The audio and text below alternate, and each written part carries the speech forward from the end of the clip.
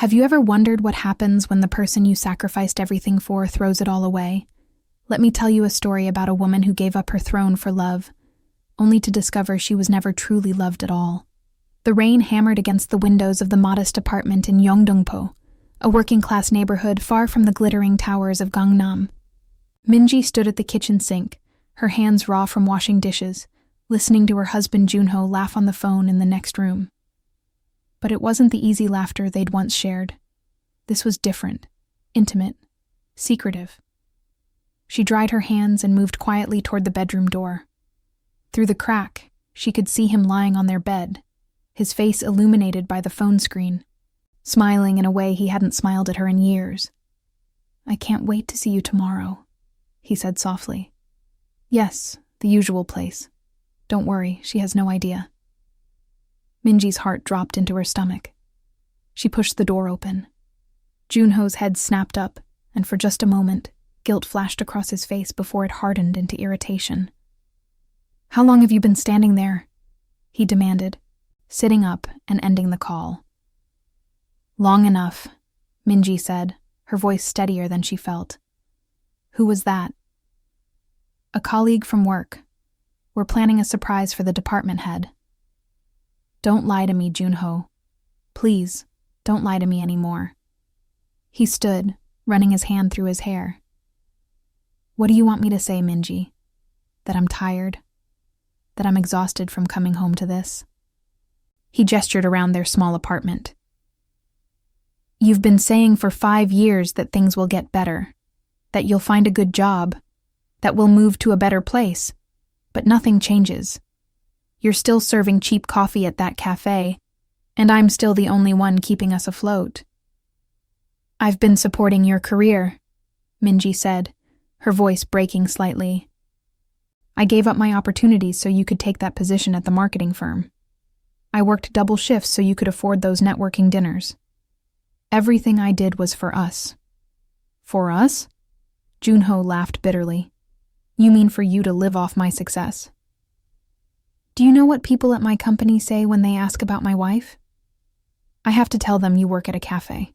Do you know how embarrassing that is? I never asked you to be embarrassed by me."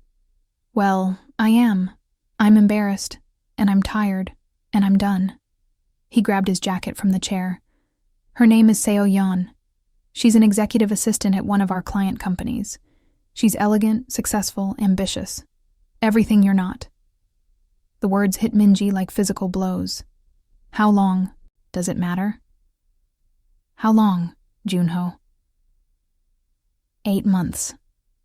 She actually understands the pressures I face. She doesn't just sit at home complaining about how hard her life is. Minji felt something inside her crack, but it wasn't what Junho expected. It wasn't heartbreak. It was the final breaking of chains she'd worn for 5 years. "Get out," she said quietly. "What?" "I said get out. Go to her. Since she's everything I'm not, go be with her." Junho stared at her, seeming surprised by her calm demeanor. "Fine. I'll get my things tomorrow. We'll figure out the divorce details then." He walked to the door, then turned back. "You know what your problem is, Minji? You have no ambition. You settled for being ordinary, and now you're angry that I won't settle with you." The door slammed behind him. Minji stood in the center of the small apartment, listening to the rain and the silence.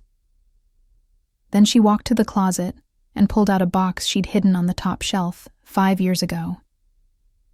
Inside was a phone she hadn't turned on since her wedding day and a business card that read, "Kang Min-ji, Executive Director, Kang Industries." She powered on the phone. It immediately began buzzing with 5 years of missed notifications, but she ignored them all and dialed a number she still knew by heart. A cultured voice answered on the second ring. "Kang Residence. Director Yang, it's Minji. Is my father available?" There was a sharp intake of breath. Then, "Miss Kang? Is it really you?" "Yes, it's me. I'm coming home." The next morning, Minji arrived at the cafe in Hongdae, where she'd worked for the past 5 years. Her manager, Mrs. Park, looked up from behind the counter with her usual warm smile.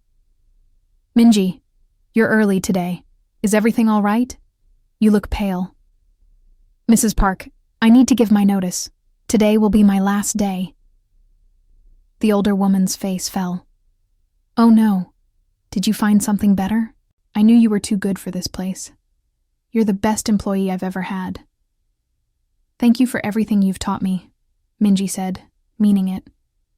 "These 5 years working here, you treated me like family when I had no one else." "What do you mean no one else? What about your husband?"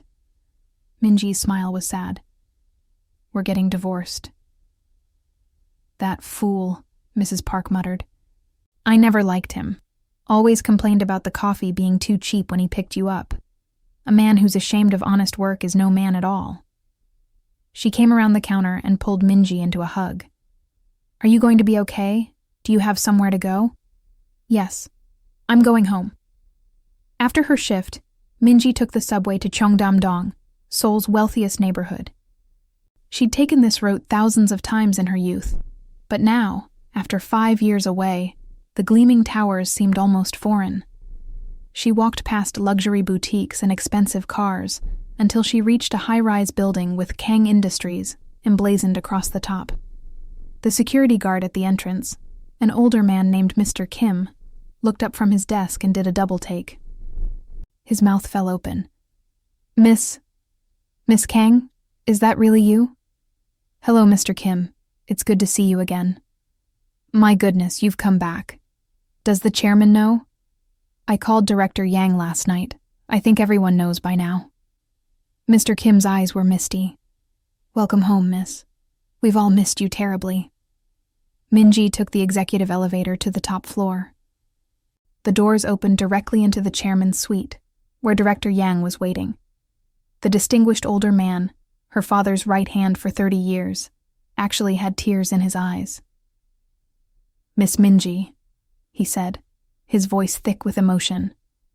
"You don't know how many times the chairman stood at that window, looking out and wondering where you were, if you were safe, if you were happy."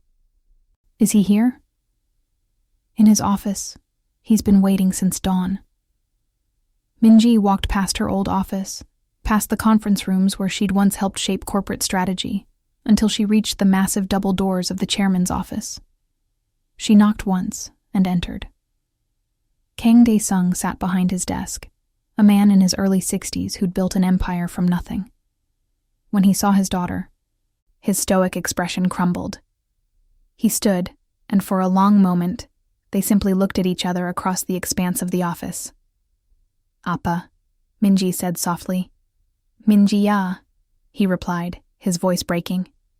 "My daughter." She walked across the room, and he met her halfway, pulling her into a fierce embrace. "I'm sorry," she whispered. "I'm so sorry for leaving the way I did." No, I'm the one who's sorry.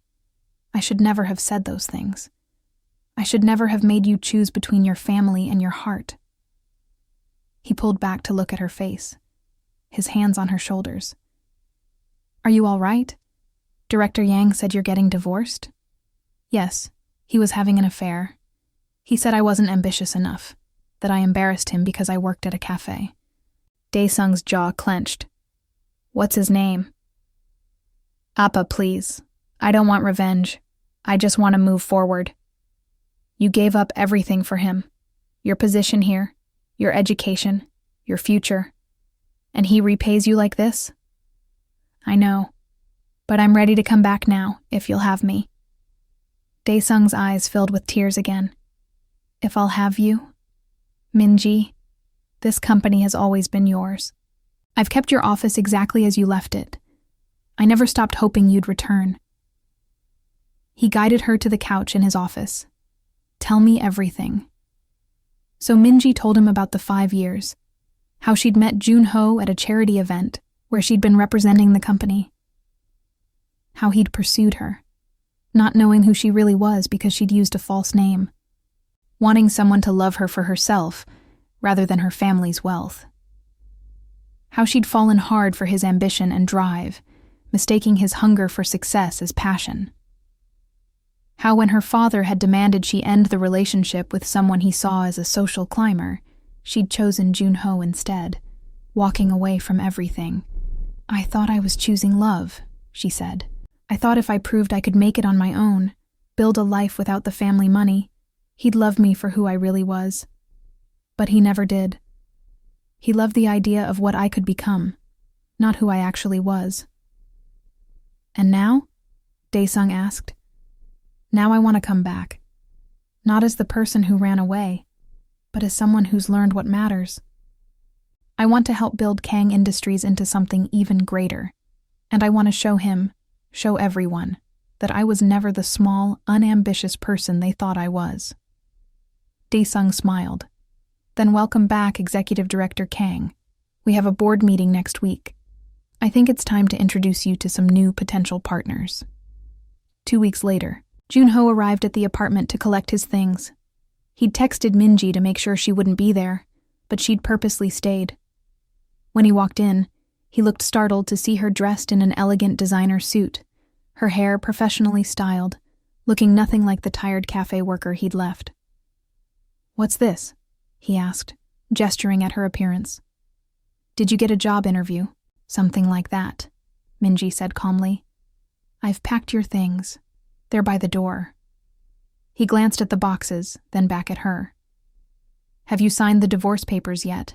Seo Yan wants to announce our relationship publicly, and I need this finalized. I'll sign them on one condition." Junho rolled his eyes. "What now? You want the apartment? Fine, take it. It's a dump anyway." "No, I don't want the apartment. I want you to come to a business event with me next week." He stared at her. "What?"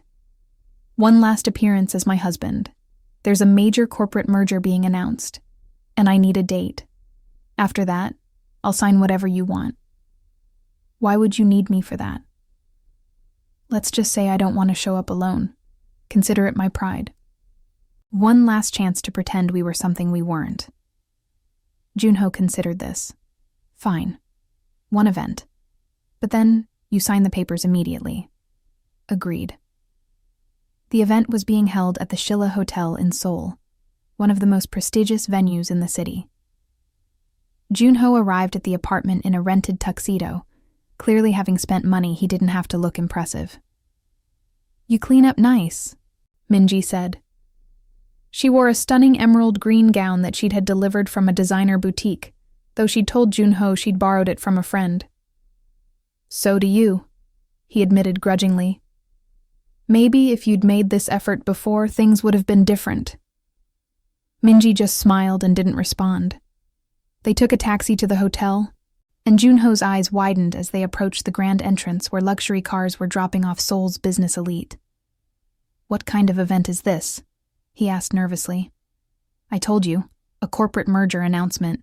It's being hosted by Kang Industries." "Kang Industries? Are you insane? We can't just walk into an event like that. Security will throw us out." But when they reached the entrance, Minji simply gave her name to the attendant, who immediately bowed deeply. "Miss Kang, welcome. The chairman is waiting for you inside." Junho froze. "Miss Kang? What did he just call you?" "Come on," Minji said, taking his arm. "You agreed to be my date tonight." They walked into the grand ballroom where hundreds of guests mingled beneath crystal chandeliers. Junho recognized several faces from television, CEOs and celebrities mixing with old money families and new tech entrepreneurs. "Minji, what's going on?"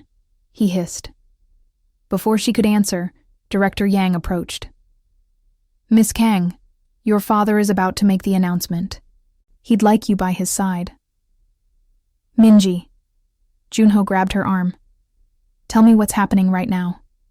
She looked at him with cool eyes. "What's happening is you're about to learn who I really am. Come on." She led him through the crowd to the front of the room where a stage had been set up.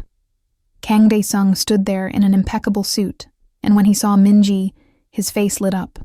He descended and embraced her warmly, and cameras flashed all around them. "Ladies and gentlemen," Daesung said into the microphone, "thank you for joining us tonight.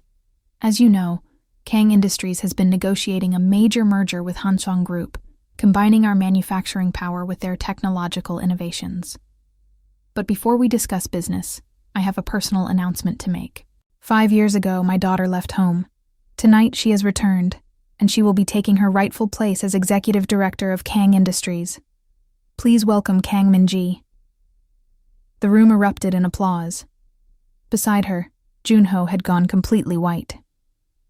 You're Kang Min-ji? The Kang Min-ji? Yes, she said simply. I am. But you worked at a cafe. You lived in that tiny apartment. You said your family had disowned you. I did work at a cafe because I chose to. I lived in that apartment because I wanted to build a life without my family's money. And my family did disagree with my choices. But they never stopped loving me. She turned to face him fully. I gave up everything to be with you, Junho. I wanted you to love me for who I was, not what I had. And you know what I learned? You never loved me at all. You loved the idea of climbing up, of success, of status. When you thought I was nobody, I wasn't worth your respect or your fidelity. Min-ji, I didn't know. If I had known, then you would have treated me better? She shook her head.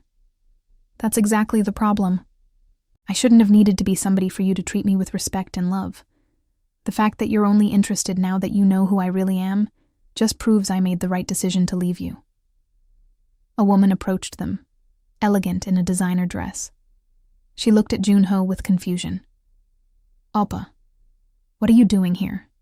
Seo-yeon, Junho said, his face flushing red. I can explain. This is your girlfriend? Min-ji asked pleasantly. The one you said was so much better than me? Seo-yeon's eyes widened. You're his wife? The cafe worker? Executive director of Kang Industries, actually, Min-ji corrected. And soon-to-be ex-wife. The divorce papers are in my bag. Junho, you can sign them now. She pulled out the envelope and handed it to him. His hands were shaking as he took it. Min-ji, please, can we talk about this? I made a mistake. I was stupid. If I had known... Sign the papers, Junho. He looked around desperately, seeing the curious eyes of some of the most powerful people in Seoul watching him. His face crumbled. Please, give me another chance. I'll do anything. You had 5 years of chances, and you wasted every single one. Sign the papers. Seo-yeon stepped forward, her face cold. Appa, what is he talking about, another chance? You said you were divorced already. We're getting divorced. Min-ji, please don't do this here. We're better, Min-ji said. You said I embarrassed you. You said I had no ambition. You said I was ordinary. Let everyone here see exactly who was ordinary in our relationship. A security guard approached with a pen. Junho, realizing he had no choice, signed the papers with a shaking hand. Min-ji took them, checked the signature, and handed them to Director Yang. It's done, she said. Then she looked at Seo-yeon. He's all yours. I hope you'll be very happy together. She walked back to the stage where her father was waiting. The crowd parted for her, and whispers followed in her wake. When she reached her father's side, he took her hand and raised it high. My daughter, he announced, has learned what many people never do. That true worth comes from within, not from titles or positions. She has worked honestly, lived humbly, and maintained her integrity even when she had every reason to become bitter. That is the kind of person I want leading this company into the future. Ladies and gentlemen, the next chairman of Kang Industries, Kang Min-ji. The applause was thunderous. Min-ji looked out over the crowd and saw Junho standing at the back, tears streaming down his face, while Seo-yeon had already walked away from him. She felt nothing for him, no satisfaction in his pain, no joy in his regret. She simply felt free. After the event, her father took her to his office in the Kang Industries building. They stood at the window, looking out over the glittering lights of Seoul. "Are you happy?" Daesung asked. "I'm not sure yet," Minji admitted, "but I'm at peace. That's more than I've been in a long time." "There's something I need to tell you," her father said. "Do you remember the Hanseong Group merger I mentioned?" "Of course. The CEO has a son, Park Ji-hoon. He'll be managing their side of the integration.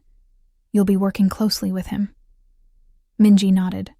"I'll review his file tomorrow." "There's something else.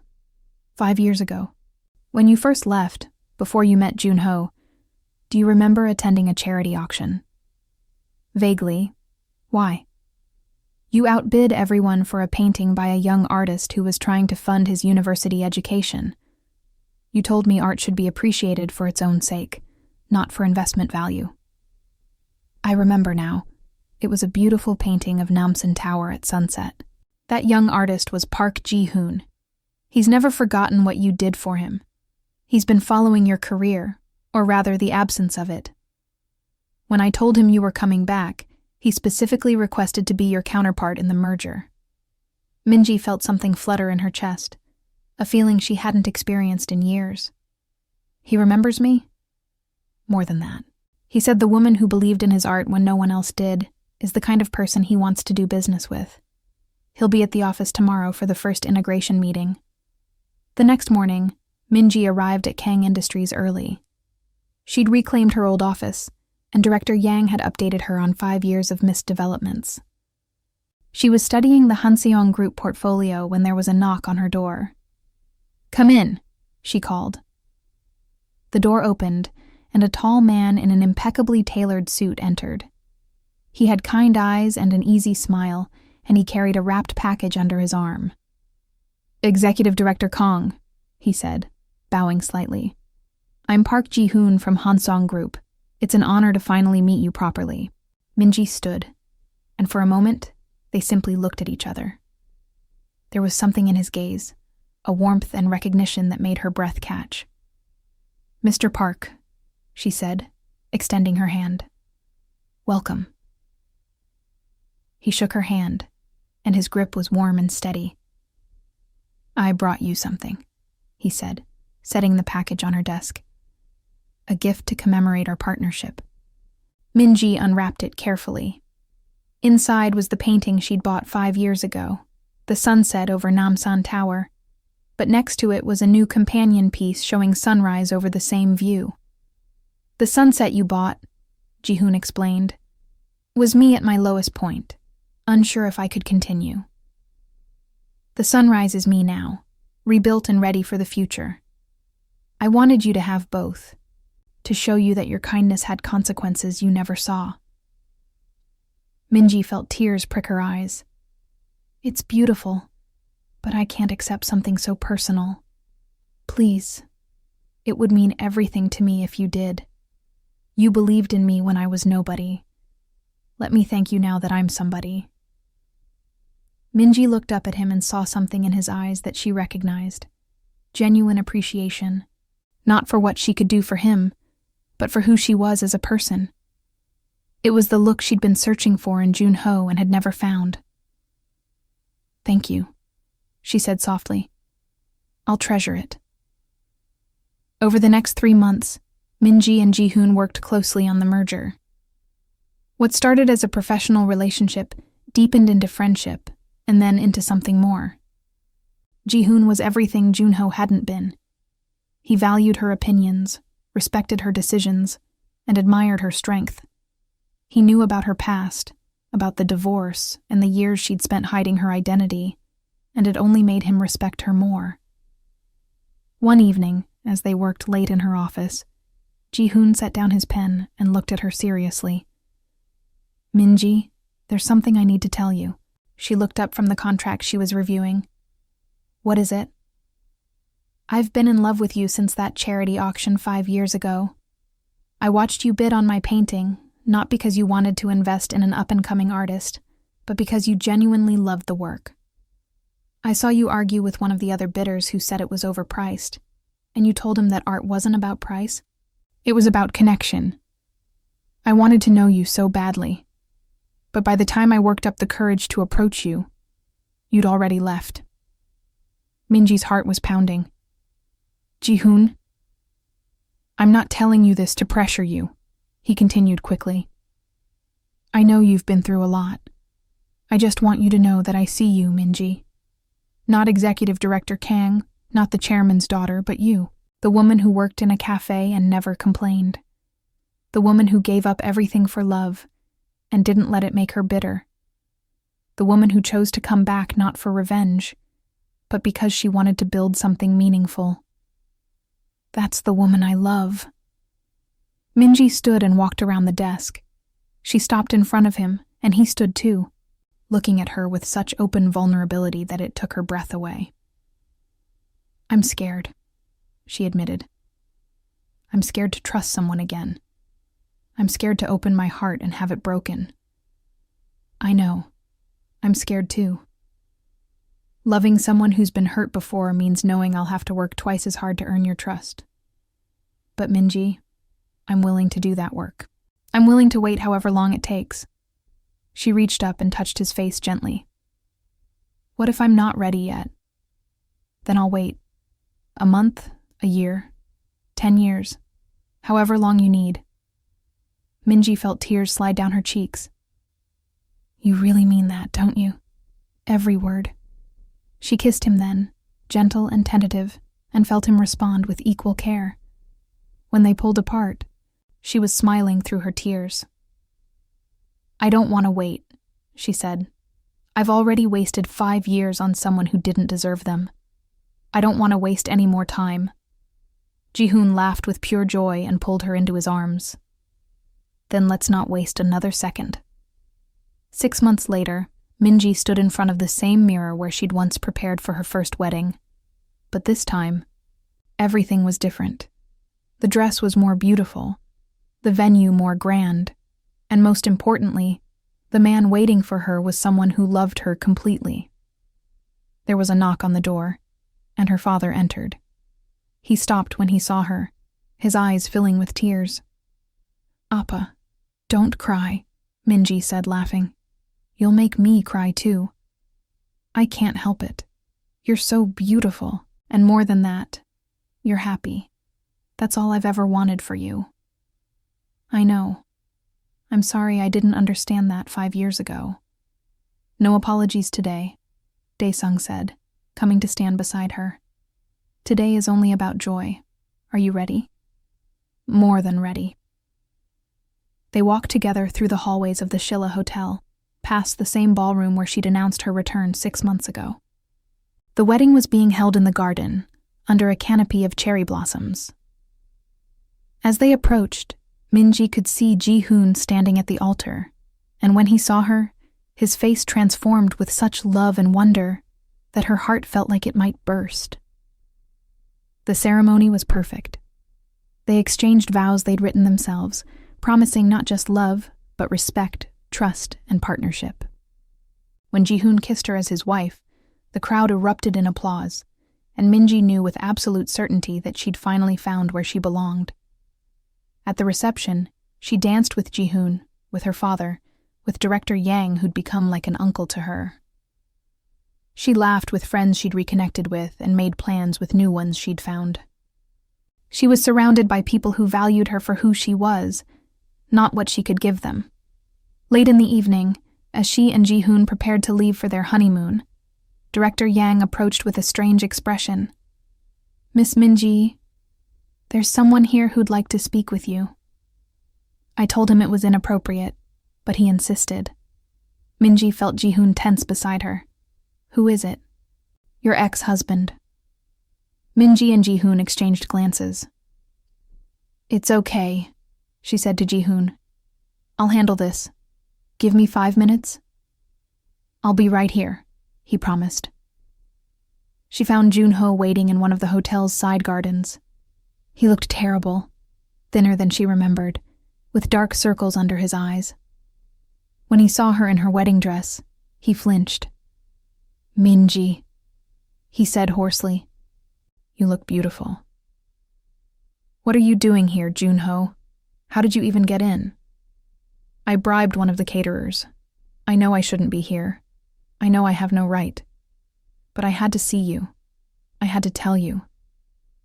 He stopped, his voice breaking. "I've lost everything. Esioyan left me when she found out I'd lied about being divorced. My company fired me for misrepresenting my connections. I'm working at a convenience store now, and I can barely afford rent. And every day, every single day, I think about how I had everything with you, and I threw it away." Minji felt no satisfaction in seeing him broken, only a deep sadness for the man he could have been. "I'm sorry you're struggling, Junho. I truly am. But this isn't my responsibility anymore. I know, I wanted to tell you that you were right. About everything. You were never the one who was ordinary or unambitious. It was me. I was the one who was small and scared and couldn't see what I had. You were always extraordinary, and I was too blind to see it. I hope you find what you're looking for," Minji said gently. "But you won't find it by looking back at what you lost. You'll only find it by becoming someone who deserves it. Work on yourself, Junho. Not for me, not for Seoyeon, but for you. I don't even know where to start. Start by being honest. Start by treating the people around you with respect, no matter their job or status. Start by learning that love isn't about what someone can do for you, but about who they are." She turned to leave, then looked back. "And Junho? The woman who worked in that cafe was never less than the woman standing here now. She was always me. You just never bothered to see it." She walked back to the reception, where Ji-hoon was waiting. He pulled her into his arms. "Are you okay?" he asked. "I'm perfect," she said. "Let's go. Our honeymoon awaits." They left the hotel in a vintage car decorated with flowers, waving to their guests as they drove away. As Seoul's lights faded behind them, Minji looked at Ji-hoon and felt a profound sense of gratitude. She'd lost 5 years, yes, but those years had taught her what mattered. They'd shown her the difference between someone who loved her for what she could give them and someone who loved her for who she was. 5 years later, Minji stood at the window of her office, now chairman of Kang Industries after her father's retirement. The company had grown exponentially under the merger with Hansung Group, and she and Ji-hoon had built something extraordinary together, both professionally and personally. There was a knock on her door, and her assistant peeked in. "Chairman Kang, your husband is here with the children." Minji's face lit up. "Send them in." The door burst open, and 2 small children ran in, a 4-year-old girl and a 2-year-old boy. Ji-hoon followed, carrying the baby, their youngest daughter, who was just 6 months old. "Mommy," the older girl cried, "Daddy said we could have lunch with you today." "Did he now?" Minji laughed, scooping her daughter up.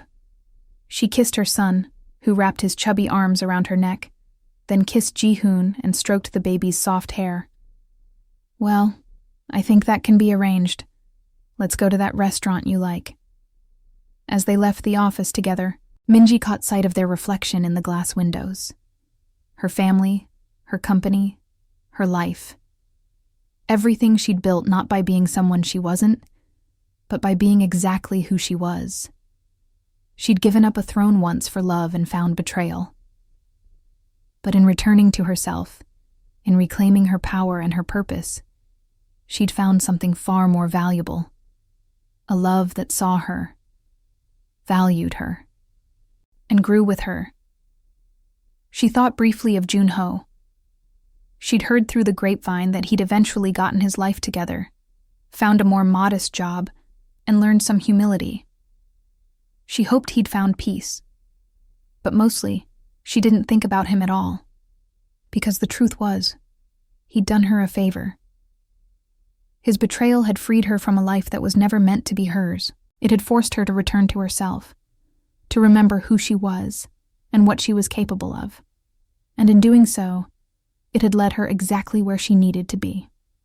As they walked through the lobby of Kang Industries, employees bowing respectfully as they passed, Minji squeezed Ji-hoon's hand. He looked down at her and smiled, that same warm smile that had captured her heart 6 years ago. "Happy?" he asked. "Incredibly," she replied. And she was. Not because of revenge, not because she'd proven anything to anyone, but because she'd finally learned the most important lesson of all. That her worth had never been determined by whether someone else could see it. It had always been there, waiting for her to claim it. And now that she had, no one could ever take it away again. The cafe in Hongdae where Minji had once worked was still there, still serving coffee to students and artists and dreamers. Sometimes on quiet afternoons, she'd stop by to visit Mrs. Park, who'd finally retired and sold the place to a young couple with big dreams. They'd sit together and drink coffee and talk about the old days, when Minji was just another worker trying to make ends meet. "Did you ever imagine this?" Mrs. Park asked once, gesturing at Minji's designer clothes and the chauffeur waiting outside. "No," Minji admitted. "But I didn't imagine that either. I just imagined being happy. And I am." "That's all anyone can ask for," Mrs. Park said wisely. "The rest is just details." And she was right. The money, the power, the status, they were all just details. What mattered was that Minji had found herself again, had learned to value herself again, and had found someone who valued her in return. Everything else was just icing on a cake that was already sweet enough. Years passed. The children grew. The company flourished. And through it all, Minji never forgot the lessons she'd learned in that small apartment in Yeongdongpo, working in a cafe and loving someone who didn't love her back. Those lessons had shaped her into the woman she became. Strong, but not hard. Successful, but not proud. Powerful, but still kind. On the 20th anniversary of the day, she'd called her father and said she was coming home. Minji hosted a celebration at Kang Industries. It wasn't just for her, but for everyone who'd been part of her journey. Mrs. Park was there, and Mr. Kim, the security guard, and all the employees who'd believed in her when she returned. Director Yang, now fully retired but still sharp as ever, gave a speech that made everyone laugh and cry. 20 years ago, he said, a young woman came back to us. She'd been gone for 5 years, and in that time, she'd learned what many people never do, that true worth cannot be given by others, and it cannot be taken away. She came back not defeated, but transformed.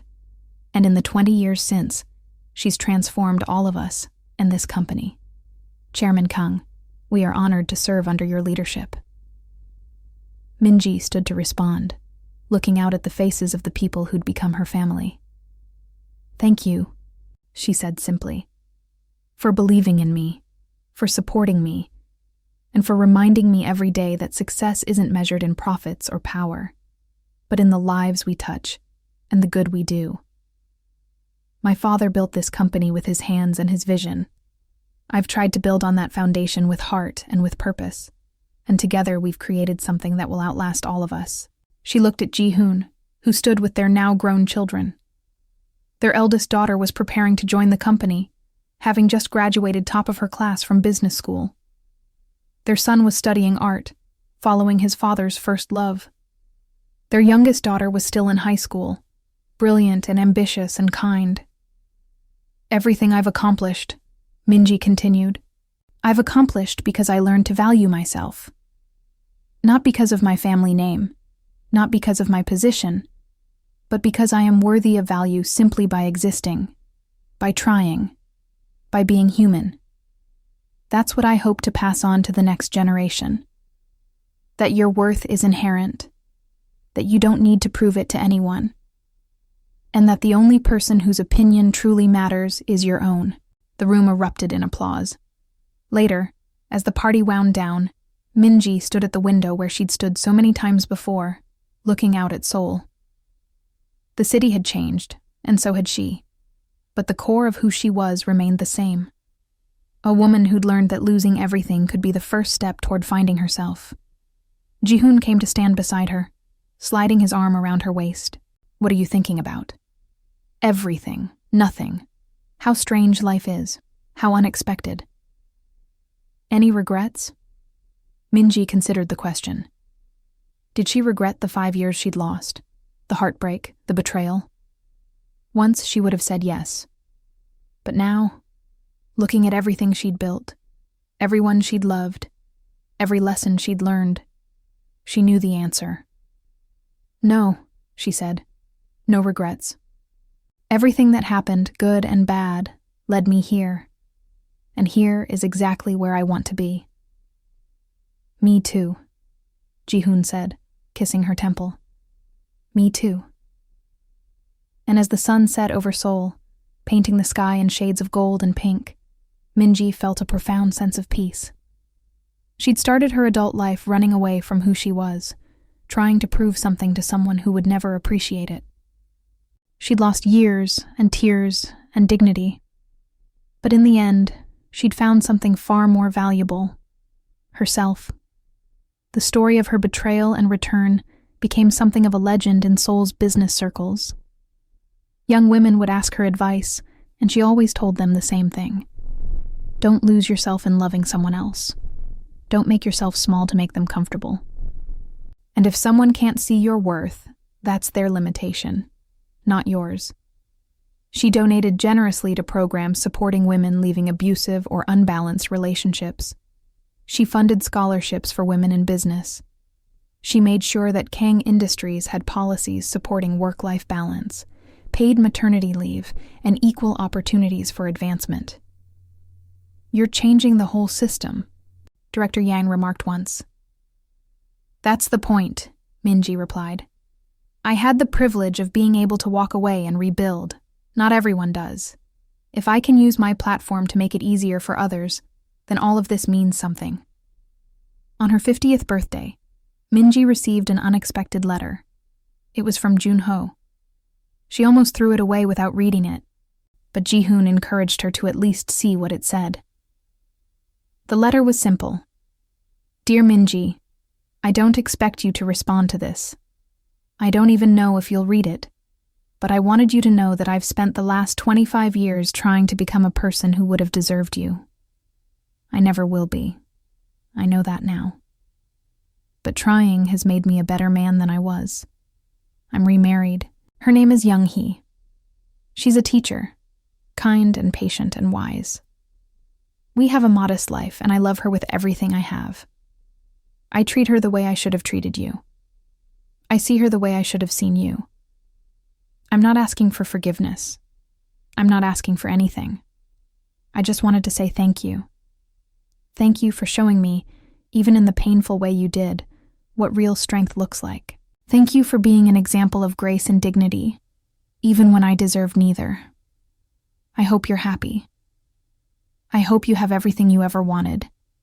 You deserve it all and more. With respect and gratitude, Junho. Minji read the letter twice, then folded it carefully and put it in her desk drawer. It didn't change anything, but it provided a kind of closure she hadn't known she needed. Are you okay? Ji-hoon asked. I'm good, she said honestly. He found his way. That's all anyone can hope for. As Minji approached retirement age, she began preparing their eldest daughter to take over the company. Kang Soo-jin was brilliant, driven, and compassionate. Everything Minji could have hoped for in a successor. But more importantly, she was confident in herself in a way Minji had had to learn to be. You never doubted yourself, did you? Minji asked her daughter once. Of course I have, Soo-jin replied. But you and Dad taught me that doubt is just information. It tells you where you need to grow, not that you're not worthy of growing. Minji hugged her daughter tight, grateful beyond words that she'd broken the cycle, that her children would never have to learn the hard lessons she had. On the day of her retirement party, Minji stood in front of the company one last time as its chairman. She looked at the building her father had built, the empire they'd grown together, the legacy she was passing on. I came back here 25 years ago, she told the assembled crowd, broken and lost and unsure of who I was. This company gave me a place to heal, to grow, to become who I was meant to be. But more than that, it taught me that our worth isn't in our titles or our wealth. It's in how we treat people, what we build, what we leave behind. She looked at Su Jin, who stood ready to take her place. My daughter will lead you now. She's better than I was at her age. Smarter, kinder, more equipped for the challenges ahead. But more importantly, she knows who she is, and that's the most valuable thing anyone can know. The applause was thunderous. Later, at home, Ji-hoon found her standing on their balcony, looking out at the city lights. Any regrets now? He asked, echoing the question from years before. Min-ji smiled. Still no. You. Marrying you was the best decision I ever made. Watching you become who you are has been the privilege of my lifetime. We should travel, Min-ji said suddenly. Now that we're both retired, let's see the world. Let's do all the things we said we'd do someday. Someday is now, Ji-hoon agreed. Where should we go first? Everywhere, anywhere, as long as we're together. And they did. They traveled the world, Min-ji and Ji-hoon, two people who'd found each other through art and kindness, and had built a life worth living. They saw every continent, experienced every culture, and through it all, they never forgot where they'd come from. In her 70s, Min-ji published a memoir. She called it Coming Home, and it told her story honestly. The betrayal, the rebuilding, the lessons learned. It became a bestseller, particularly among women who saw themselves in her story. She did speaking tours, talking to packed auditoriums about self-worth and resilience, and the importance of knowing who you are. Young women would line up to thank her, to tell her that her story had changed their lives. I almost married him, one girl told her, crying. I almost gave up everything for someone who didn't value me. But I read your book, and I realized I deserved better. You do, Min-ji told her. Everyone does. Don't ever forget that. In her final years, Min-ji watched her grandchildren grow, watched Kang Industries continue to thrive under her daughter's leadership, watched the world change in ways she never could have imagined. And through it all, Ji-hoon was by her side, as constant and loving as he'd been from the beginning.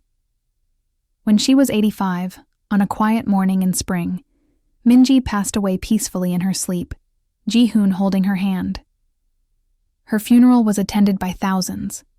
Business leaders, employees past and present, women whose lives she'd touched, children who'd benefited from her foundations.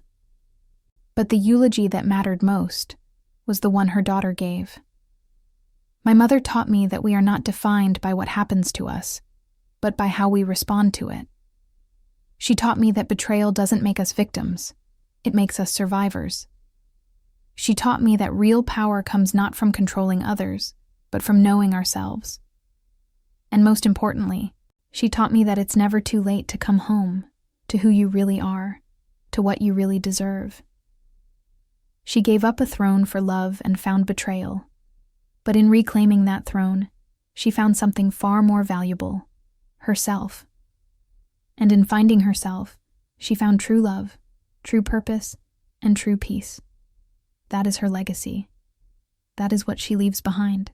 Then, the story of Kang Min-ji became legend, passed down through generations of women at Kang Industries and beyond. It became a reminder that your worth is not determined by others, that love should elevate, not diminish, and that sometimes the worst thing that happens to you can be the catalyst for the best thing you ever do. And somewhere, in the halls of Kang Industries, her portrait hangs beside her father's, not as the woman who was betrayed, but as the woman who came home, the woman who reclaimed her power, the woman who learned that the only approval she ever needed was her own. Because in the end, that's what matters most. Not who loved you, but how you loved yourself. Not who saw your worth, but that you saw it. Not the throne you gave up, but the one you reclaimed. And Min-ji had reclaimed it all, on her own terms, in her own time, and in doing so, had shown countless others that they could do the same.